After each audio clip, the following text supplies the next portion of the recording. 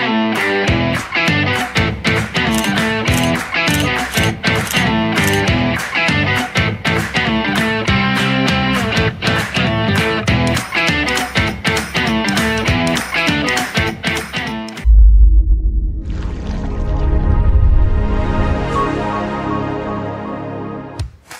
morning, good afternoon, and good evening to all our viewers from all over the world. We are here again for another episode of Ibulgarmo. What is up mga Bulgar? Today we are in for a treat dahil makakasama natin sa mga famous internet singing sensation kung saan gumagawa siya ng mga reaction videos at sinachallenge ang sarili niya kung paano gayahin at i-demo ang mahihirap na singing techniques and dynamics ng iba't ibang mga kanta from other artists. Mga kabulgar, let's all welcome Justin Toller.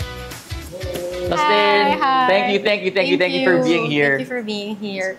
Justin, sikat na sikat ka sa IG, sa TikTok, saka sa Facebook. Anong feeling nang meron kang 3.2 million followers? As of now, hindi naman siya masyadong big deal sa akin bilang artist. Kung gano'n karami yung followers. But ang pinaka-big deal sa akin is how I influence people. Right. Okay. Pero syempre malaking bagay, no? Kasi there are singers na yung talagang mainstream singers na hindi nga umaabot ng 1 million yung followers sila sa social media. So, anyway, balik tayo ng konti. When you were a kid, mahilig ka na talaga kumanta? I mean, like, in your family, are you a family of musicians? Actually, yung father ko, siya ang singer. Right. Yung kapatid niya, which is my tita. Okay. Sila ang singer. But my mom is not. Pero sumasayaw siya ng Zumba. Mm-hmm. That's all. So, musically inclined pa rin talaga? Sa side ni Papa. Right. May mga kapatid ka rin ba na mahilig kumanta? Actually, nag-iisang anak na po. Nag-iisang anak. Okay. Sino yung mga iniidolo mong mga singers, local or international? Local, I guess, I would say, singers from SB19. SB19. Miss Lea Salonga.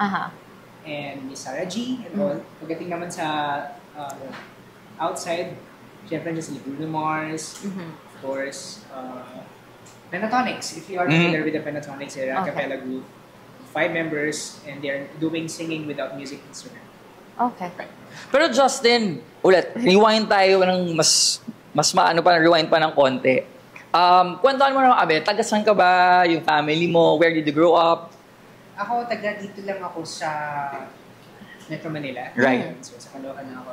Pero hindi ako umalis ng taon na yun from birth. So, I was 29 now. Mm-hmm. So, ibig sabihin, 29 years old na din ako. 29 years na din ako nandun sa Metro Manila. Ilan taon ka nung nag-start kang kumanta? Sabi nila, I was 3 years old. 3 years old pa lang. We are traveling, going to province. Tapos kumakanta raw ako sa bus. Kumakanta ko daw yung mga Celine Dion songs. Oh, nice. Idol ko yun. Hindi na matandaan. But my parents always telling me, ito yung ginagawa mo ng bata. O talaga yung mga birit songs talaga. Pero yung pagkanta mo, was it self-taught or pinasok ba ng parents mo sa singing voice singing lessons? contest. They never enrolled me to singing schools. Oh. So, lahat ng mga lahat ng mga tinuturo kong social media, self-taught, lahat yun is... Self-taught lahat. Lahat ng yun is pinapanood ko. Right. So, bago ko sabihin. Okay. Curious din ako paano siya ginagawa. Ang Tama. galing, oo. Kasi masyadong content kaya hinihimay-himay talaga niya kung paano, let's say, yung mga runs from one note to the other. Ang galing Kaya I wanted to ask kung nag-formal voice lessons ba siya. May mga music instruments ka rin bang pinte? Yeah, ang pinaka musical instrument na hinahawakan ko talaga is keyboard. Keyboard. And next is guitar. So natutunan ko yung keyboard kasi nung grade school ako, dun lang ako pinasok ng mama ko sa lyre band. So hindi siya singing as in banda siya. Banda. And I came to realize that xylophone or the lyre itself is the same keys dun sa piano. Right. Yes, pareho lang. Yeah. Kasi yung my son is musically inclined din. So, he started with piano and ngayon lahat ng instruments natutugtog na rin niya. Ganun pala, no? Pagka kasi dun sa keyboard mismo, ayun yung pinaka-scale or pinaka-basis na right. music. Kaya most of the, hindi mawawala ng piano eh. Kasi dun mo makikita yung mga notes, ganyan. Kailan ka ba nag-start gumawa ng social media account mo? And ano yung reason kung bakit ka nag-open ng social media account mo? Syempre may social media ako naman dahil lahat. Correct. But when it comes to page, official page or fan page, I started publishing that siguro noong 2020 during pandemic. And also meron na rin akong YouTube channel that time. But, you know, whenever I'm uploading videos on YouTube, hindi siya nag-go viral. And ganoon din sa Facebook that time, parang okay, nag-go viral siya. Yeah. Same content. Same content. Pero ang kino-content ko that time is singing lang. Just singing. Right. Since I was mentioned earlier that I am a fan of Pentatonics, singing without instruments. So I'm doing a cappella and uploading it on YouTube. Pero walang nanonood. Ginawa ko sa Facebook, marami rin nanonood. And that time wala pang TikTok. But nung sumikat yung TikTok, sabi ng friends ko, mag-TikTok ka na.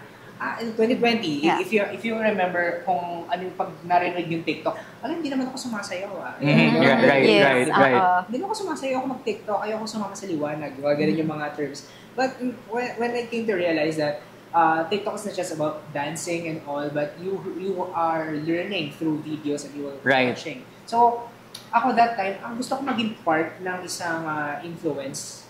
Gusto ko maging part ng mga group of influencers who can influence people, who can teach a lot of things, not just math, science, and all subjects. Doon ko matututo And I just want to teach people. Yung ginamit kong medium to reach out more people who want to learn singing. So, kaya nag-start ako mag-create ng TikTok noong 2021. I got 300,000 followers that time before I came joining Town. Nice. So, yun nga, na-mention niya yun. So, yung pagsali mo sa mga singing contest outside of social media, kwentuhan mo naman yung konti about it. Ayun. So, matagal ko nang gustong sumali sa mga singing contest like Tawag ng Tanghalan and all, The Voice. Just imagining myself kapag naliligo, di ba, parang ang ganda ng boses mo doon. Sa The Voice ako, may haharap ng mga judges. Correct. Outside the country. Wala pa kasing The Voice at time. So, nag-try ako na nag-try, pero nung Tawag ng Tanghalan, nag-try ako, pero hindi pinalad. But not until ng pandemic na parang sila mismo nag-reach out na try to submit a video. Pero you were already in TikTok then? Yes, I got 300,000 followers that time in 2021 before they contact me to join. So, okay, I'll try. I'll submit it. Ito na yung chance ko. Gusto ko kasi talaga. Pero was this your first singing contest? Siyempre, may mga amateur singing. Pero ito yung nationwide. Ito yung nationwide na. So, kamusta yung pakiramdam na finally kaharap mo yung mga hurado, yung mga madlang people? Grabe, nakakakaba talaga. Pero nabawasan yung kaba ko that time kasi dun sa studio na yun, since it's pandemic, lahat sila naka-face shield. And right. Parang at least bawas na bawas. Correct. Pero katumbas nung kaba ng maraming tao, yung kaharap mo yung mga judges. Diba? Parang, oh my God. Nung time na yun, sino yung mga judges? Mr. Ogie Alcacid, Eric Santos, and si Mr. Louie Acosta. Okay. Sila. Kaba kasi. So, bukod sa pagkanta, nagre-review ka rin ng mga videos ng mga kumakanta, right? Yes. So, how does that go? Paano nagsimula na Paano nagre-review ka na nagre-reaction video ka from just singing? It's not really my content after all. Like, my content is about, it's just about singing a cappella songs. And then, hindi nag-viral. One time, merong nag-question sa akin how to sing better. So, I just, like, sa TikTok kasi, you can just tap the comment and then there is an option there. You can reply with video. Okay. And then, I'll just answer his question. Like, paano ko maging better singer kahit marunong ko na kumanta, ganyan. I just answered it, 3 points, ganon. And after nung mga videos na yun, after nung isang video na yun, marami na nagtanong na how to falsetto, how to ganyan. Then, a lot of people are tagging me on the specific singer or specific video. Idol pa na naman to. When Nice. Okay. So, okay, I'll just watch it. Okay. So, hindi ko pa alam yun. Nung the moment na pinanood ko, I'll search it. Ano pa yung ibig sabihin? So, inaral mo talaga? Wala pa before na AI noon. Oo. At tatry ko lang, okay. Tapos, as in, himay-himay siya, vocal science. Hindi ako pwede, ayaw kasing mag-gano ng walang... May mga jargons kasi yung mga singers na hindi naiintindihan ng normal na... Correct. Ayun yung kinoconnect ko na, bakit falsetto ang tawag dito? Correct. Kailangan maintindihan mo to. Ganito ka kadetalyado para at least. And a lot of people are doing it. Parang they're really want to sing na. Gusto na nila. So, na-enjoy mo na rin yun na magturo ka like through TikTok, yeah. So you said during the pandemic, you created your TikTok video. Nare-recall mo ba yung time when you first reached your first 1,000 followers? Hindi ko na siya matandaan, pero mabilis kasi yung TikTok that time mag-gain ng followers. I don't remember the specific video or meron ka bang naaalala na yung meron kang na-hit the number of followers or views or reaction na excite ka talaga, natuwa ka talaga? Yes, actually. That was my harmony build. He said, one day you'll leave this all behind. Tapos natuwa sila na yun yung pinaka-first ko na sabi ko, nagkaroon ako ng million views on TikTok. Wow! Never kung na-experience sa YouTube. Kaya sabi ko, okay, mag-push na ako ng TikTok. So, iniwan ko ng YouTube, nag-TikTok na ako. And then came, eventually, I got 3.2 million followers as of now. Nice. So, ngayon na marami ka ng followers, right? I'm sure may mga bashers ka rin. So, how do you handle, like, bad criticisms? Actually, at first, talaga hindi siya madali kasi you are trying to be a good influencer. Pero ang babato sa'yo is, naka-auto-tune ka lang, mga gano'n. Wala, hindi ka naman nanalo sa tawag ng tanghalan. Tapos yung mga ganong harsh words. Siguro, my first 1 to 2 years of being content creator na sobrang nasasaktan. Affected, oo. Super affected talaga ako. Pero, hindi doon nagtapos yun kasi hanggang sa tinignan ko yung side na mas marami nagsusupport sa akin.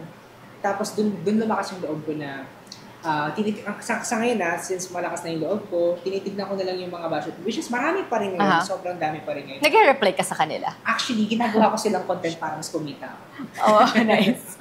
Ayun, so when I replied those comments, syempre the people would agree sa mga sasabihin ko sa kanila, which is, hindi ko sila sinasabihan, kapag may nagsabi sa akin ng mga bashers, hindi ko sila sinasabihan ng harsh words. But instead, I'll try to tweak it like, I am still educating para sa ibang tao naman. Pero Justin, syempre, ikaw yan ngayon. So, paano naman nung time na mas bata pa ng konti, while growing up, singing in public, trying to hone your talent, syempre, I'm sure meron pa rin mga nag-criticize sa'yo nun. As a kid, or while growing up, high school, college days, paano mo hinahandle nun? Ako, hindi naman magaling yan, ganyan. Actually, hindi ako naka-receive ng criticism sa mga friends and families ko. Though, syempre, may mga friends ako na sinasabi nila, medyo off ka dito, yung ganun. Okay. But that is good. No? Those are good criticisms. Correct. Those are good criticisms. But I never took it as bashing. Kaya sobrang nung naging content creator ako, naka-receive ako ng maraming bashing. Doon ako sobrang na-affected kasi hindi ako sanay. Yes. So, yun na nga, which leads me also to the next question. What was your biggest challenge as a content creator? Yeah. First, yun muna yung naging challenge ko, yung pag-handle ng mga bashers. Pero sa ngayon, ang pinaka-challenge ko bilang isang content creator is how can I maintain the virality? Right. So, paano ko gagawa ng content na still mag-i-in siya ngayong panahon na to? Na nandito pa rin tayo sa panahon ngayon, ano maging relevant theme para makonek ko yung tao sa nangyayari ngayon. So, yun yung biggest challenge sa akin. So, dapat, parang iniisip ko, ano kaya kahit hindi siya big deal, I want to make it a big deal na dapat magpatutuunan to ng pansin ng maraming taong curious. So, yung challenge mo ngayon. Okay. Justin, hanggang ngayon ba may nang babash pa sa'yo? Yes. Hanggang ngayon. Actually, nag-antay rin ako. Minsan, kapag wala na akong basher, parang ang pangit. Oo nga naman. Doon ka sumisikat sa mga bashers. Life lesson naman mula nung bata ka hanggang ngayon na ina-apply mo pa rin na gusto mo i-share sa ating viewers. Being a goal center. Like, for example, I want to finish my degrees. I finished computer engineering. I want to finish it. Like, kahit anong mangyari. Hindi ako nagmamayabang, but hindi ako absent siguro ako, pero guilty ako na umabsent sa school. Right. Even nung college, yan, dapat sasabay ko yung OJT, mga ganyan, mga thesis, ganyan. kasi nagigilty ako na hindi ko ma-attend ng class na to. Right. Kahit hindi mo ako gano'n mabuti. Like, you know what I mean? Parang kailangan magawa ko kasi itong bagay na to. Para masatisfy yung utak ko na kailangan ko matapos itong Pero why computer engineering? I am really obsessed with the technology nung kami ay high school pa lang. Okay. So parang wala pa kasi yung mga technology. I'm really curious about the things, paano nangyayari itong mga bagay na to. And syempre, I'm really a fan of a fiction character, Tony Stark. Oh, Tony Stark, So, yeah. he is a mechanical engineer. Like, ako naman gusto ko maging robotic engineer, so software engineer that time. And then after ko nag-college naman is, nagkaroon naman ako, 7 years akong software engineer sa isang kumpanya. Okay. So, na-apply ko yun kasi yun yung parang sabi ko, kailangan kong magawa tong bagay na to. At yun yung gusto kong i-share sa lahat na parang kung gusto mo yung bagay na matapos, try to make it your target. Hindi mo siya iiwan hanggat di mo siya natatapos. So, ganun yung gusto kong maiwan sa mga tao. That's true kasi ngayon kasi 'di ba once na sumikat ka, hindi na sila nag-aaral. Kumbaga wala nang ano sa pag-aaral eh once na sumikat sila sa social media. Yes, actually. Justin, if there's one song to describe who Justin is today, anong song to? I'm not sure. Siguro meron akong song na kinompose before. And the title is Rewind. Why Rewind? Kasi ito yung mga bagay na gusto mong ibalik pero hindi mo na pwede mabalik. Okay. Right. And I am a person of gusto laging inaalala yung mga Nangyayari before, yeah. Ano, what if kaya ito yung mangyayari? So, gano'n ako. And yun na ba yung reason? Diyan ka rin ba mukha ng inspiration when you make your songs? Yes, actually. External forces siya eh. Parang kapag napunta siya sa akin na pag nagalit ako, I'll write a song. Kapag sobrang nalungkot ako, I'll make a song. Kapag sobrang na-inspire ako, I'll make a song. Mga extreme emotions, yeah. Yes, actually. Lalo na yung nangyayari ngayon. Okay. Any advice sa mga viewers natin na gusto rin maging content creator? Alright, if you want to be a content creator, it's not just about editing, it's not just about being famous, it's about influencing people. You are still an influencer without being a content creator. Kasi you can influence even your friends, even your family, sa lahat ng mga bagay na gagawin mo. And it starts with that. So, kailangan mo maging a good person para at least kung ano yung nakukulit ng mga tao sa'yo, you can influence them to be better. Nice. Okay, so will you ever get tired of singing? And if so, anong isang bagay na makakapagpatigil sa'yo para kumanta? Death. No, non-negotiable. None, yeah. Singing is my life. Anong gusto mong ibulgar? It's very challenging, pero hindi pa ako nagkakaroon ng relationship. Okay. So I'm sure soon magkakaroon na yan. Ang dami manonood niyan. Justin, anything that our viewers should watch out from you? Ang mga abangan nyo, I guess, hindi lang ako mag-i-stay ngayon sa being content creator, but I'll pursue music right now. So I'll be releasing my EPs and albums this year. Nice. Oh, nice. And I'm really, really excited because I want to introduce to you very soon about my label. And as of now, nag-create na ako ng maraming songs para maka-inspire sa maraming tao. Justin, thank you so much. Yeah, we had a lot of fun. Thank you so much. Guys, we'll see you again next episode. Bye.